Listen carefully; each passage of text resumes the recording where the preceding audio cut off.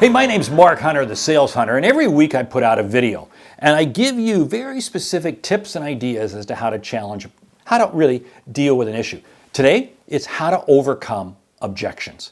I'm going to share with you 10 ways as to how to overcome objectives. Some of them I talk about in my book, A Mind for Sales. Some of them I talk about in my other books, High Profit Prospecting, High Profit Selling. Let's walk through the 10. Number 1, remain calm. I cannot stress this enough.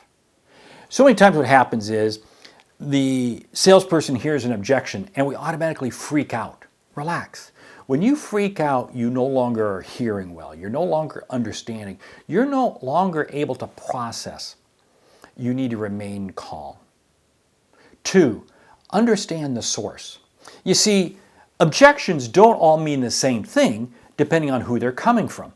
If you hear the same objection and it comes from a customer service person or it comes from a senior level person, it's really going to take on different meaning.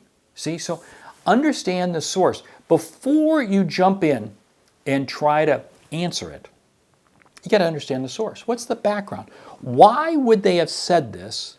Why would they be concerned with it? 3, learn the why. You learn the why by asking them. You ask them to explain further. You ask them to share more information. You see, many times what happens is when a customer shares with you an objection, they're not wording it right. They're not wording it the way they want it to. It's actually something else. But I got to understand the why. Why are they asking that? Don't hesitate to ask it because it's in their best interest to help you understand. It's in their best interest because this way you can help them. Number 4, anticipate and know your response. Before you go into a sales call, take some time and say, okay, what are the objections I could hear? And how do I anticipate I will need to handle them? Know what that is beforehand. It is amazing how this was going to keep you from getting caught off guard. And when you can hear an objection and you can respond confidently and competently, it's amazing how much better it is believed by the customer.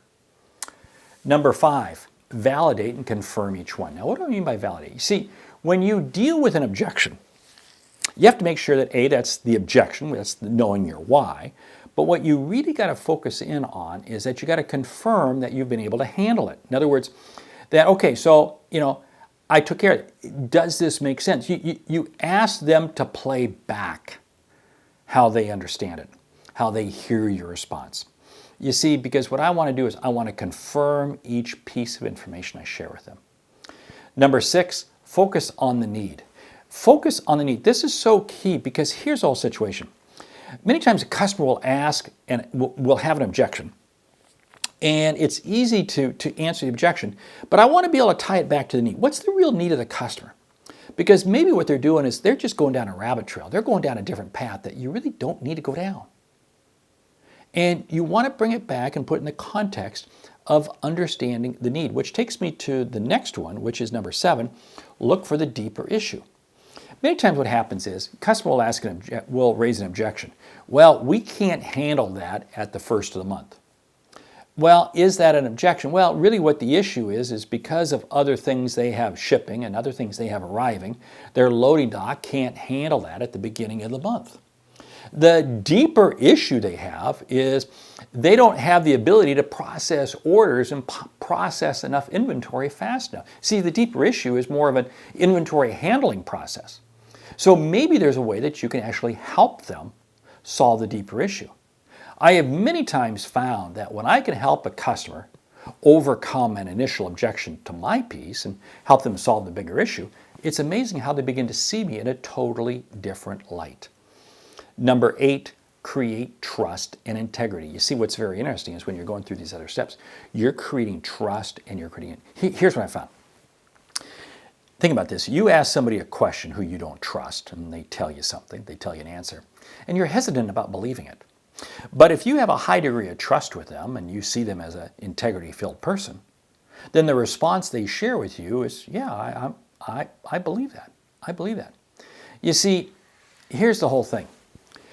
The more I'm able to create trust and integrity and demonstrate both to you early on in the relationship, When objections do come up, I'm able to overcome them.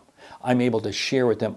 We're able to deal and respond with them faster. Number 9, don't overcommit.